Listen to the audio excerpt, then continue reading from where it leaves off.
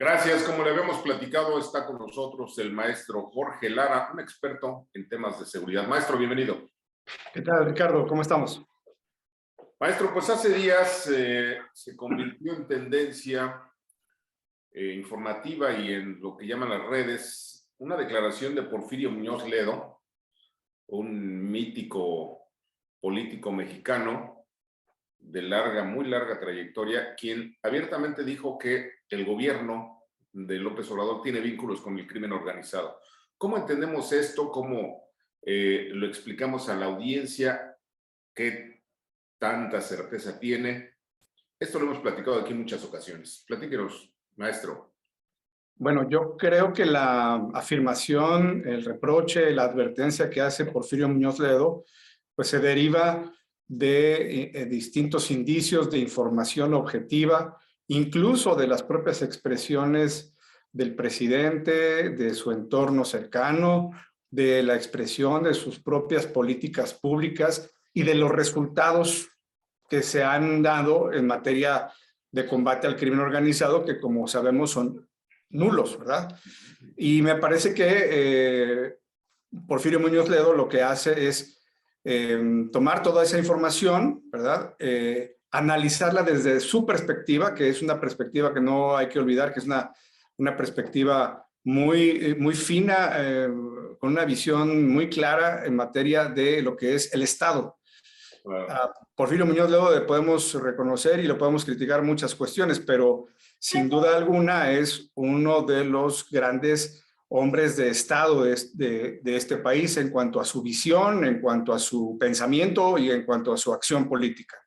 Entonces, la reflexión que hace Muñoz Ledo es bien importante porque habla de una trascendencia hacia lo que es el Estado mexicano frente a lo que venía siendo un problema de seguridad pública, que es el crimen organizado, y ya Muñoz Ledo dice, ahora ya el problema del crimen organizado ya tiene entonces un rango mayor como amenaza que va a trascender el pragmatismo de este sexenio, la instrumentación que López Obrador de manera ingenua ha pretendido usar para sus fines de corto plazo, y lo que dice Muñoz Ledo es que en el largo plazo, pues esto va a significar una amenaza muy seria para el país y para la población.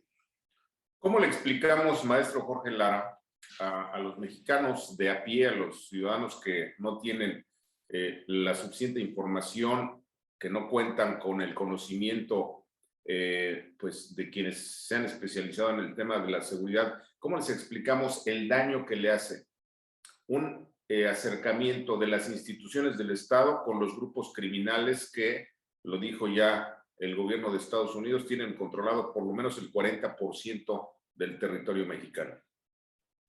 Yo creo que este gobierno ha permitido que el crimen organizado ponga al Estado, pues, en jaque, ¿no? Ya estamos, digamos, hablando en el lenguaje del ajedrez, en un estado de sitio frente al crimen organizado. Y desde luego que eso tiene implicaciones muy graves porque pues, se va a impactar en la gobernanza, en la tranquilidad, en la seguridad y en la multiplicación del fenómeno delictivo. Vamos, México corre el riesgo de convertirse en un país sometido en narcopolítica, narcoeconomía, narcocultura, narcosociedad, y quienes no nos avengamos a ello, pues seguramente estaremos en grave riesgo. Me parece que la sociedad debe ser y debe estar muy atenta y debe tomar en serio estas advertencias que, insisto, no solamente tienen que ver con quienes somos críticos, disidentes o pensamos de manera distinta al presidente, sino por las propias acciones, dichos, obras y resultados de este gobierno. A propósito de eso, la respuesta del propio presidente, de su partido y de algunos del primer círculo del gobierno es: ¿dónde están las pruebas de estos vínculos? Como si quisieran que apareciera un video o un audio en donde una parte le confiesa a la otra que tienen ese tipo de negocios. Este tipo de pruebas que se piden es como un poco absurdo frente al tamaño de los riesgos que significan este tipo de acuerdos. Pregunto.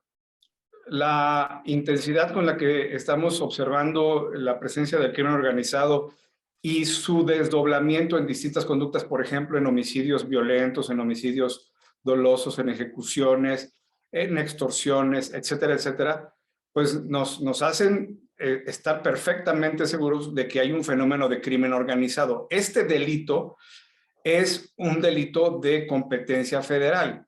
Quien tiene que realizar las investigaciones, quien tiene que realizar el despliegue preventivo y de indagatorias penales es precisamente el gobierno federal. Pero ahí es donde nos damos pues también en una circunstancia de frustración, puesto que la Guardia Nacional, que tiene como mandatos esenciales la prevención del delito, del orden federal y la persecución del delito del o propio orden de la federación, como es crimen organizado, pues no ha hecho absolutamente nada en ese sentido. Podríamos decirlo, ¿verdad? La falta de investigaciones iniciadas, propiciadas por la inteligencia de Guardia Nacional, que supuestamente para eso está, acreditan y son la prueba fehaciente de que el gobierno está entregado o de que hay un pacto, por lo menos de brazos caídos y de omisión frente al crimen organizado en todas sus expresiones.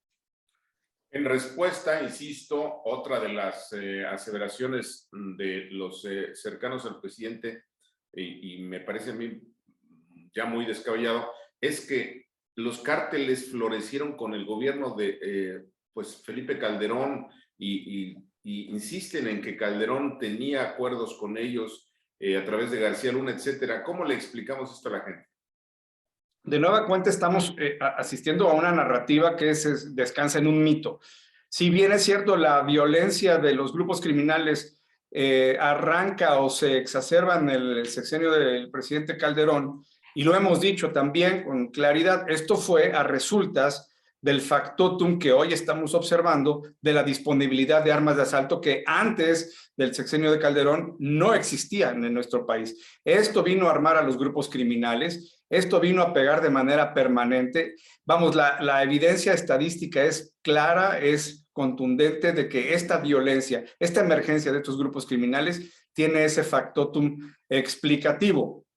Lo que no se le puede reprochar al gobierno de Calderón, por cierto, es que realizó cambios en la orientación de la política criminal, en la disposición de nuevos mecanismos de investigación penal, de investigación preventiva, en la entrega al Poder Judicial de una gran cantidad de miembros del crimen organizado de distintos niveles, y que este gobierno ha colapsado en todas estas tareas. Vamos, no hay una sola tarea que en materia de seguridad y justicia que correspondan al ámbito federal y sobre todo dependiente del Ejecutivo se pueda considerar ni siquiera medianamente exitosa o aún exigua o mínima. Vamos, en muchos temas hay brazos caídos y sabemos que los que están perfectamente satisfechos, tranquilos y con un mensaje de impunidad, pues son los grupos criminales. Ahora, además, con esta condición que no se había visto